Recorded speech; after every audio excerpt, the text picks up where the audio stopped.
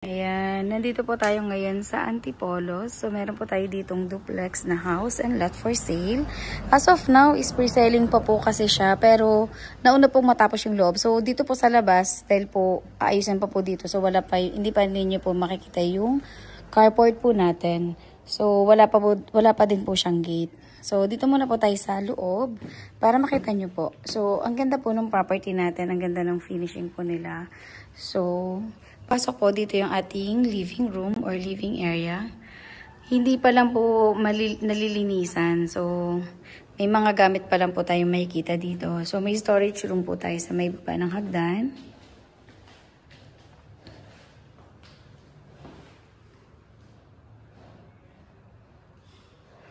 Then, proceed naman po tayo sa ating dining. So, dito sa dining po natin yan, may mga gamit pa din po. Yung mga ginamit nila dito, talagang hindi pa lang po talaga siya tapos. So, malawak po yung dining natin. Kasya po dito yung 8-seater na dining table. Ayan. May shelves na din po doon. And then, may breakfast nook po tayo dito. Meron din na din pong draft lights dyan. And then, dito po yung ating kitchen. And dito naman po yung ating common toilet and bath po. At dito po sa labas, yung ating dirty kitchen. So, as of now, medyo hindi pa lang po na-open. Pero malawak po yung ating dirty kitchen dito or yung laundry area po. And maganda po, open po yung ating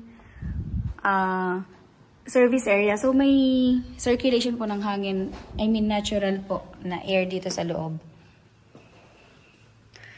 Then, proceed po tayo sa second floor.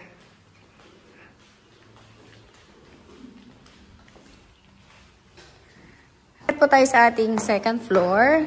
So, meron po tayo ditong magandang chandelier. Oh, ganda. Yan. So, meron po tayo ditong 3 bedrooms. So, dito muna po tayo sa ating common toilet and bath para sa ating 2 bedrooms. So, hindi pa lang po talaga siya tapos. So, dito po yung ating first bedroom. Meron po tayo ditong built-in cabinet. Ayan. So, yung nakalatag po na yan, single bed. So, may nakaabang po para dun sa ating lagay ng aircon. Bubutasan na lang po.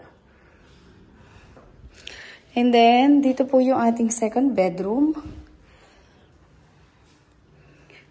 The same po dun sa kabilang room natin. Now, proceed naman po tayo sa ating master's bedroom. So, dito po yung ating master's bedroom. Pagpasok po sa ating right side, nandito po yung ating toilet and bath. Hindi pa lang po siya talaga tapos. So, may mga alikabok pa po. Ayan. And dito naman po, yung bed frame po na kasya natin dito is queen size or king size na bed. Maluwag pa po siya.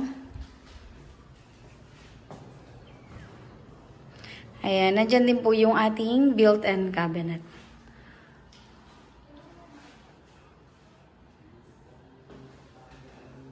And ang maganda po, meron tayo ditong balcony. Ayan. So, ito yung balcony po natin. So, ito po yung front ng ating property. As of now, ibababa po nila yung lupa dyan kasi natambak po yan yung galing po dito sa loob.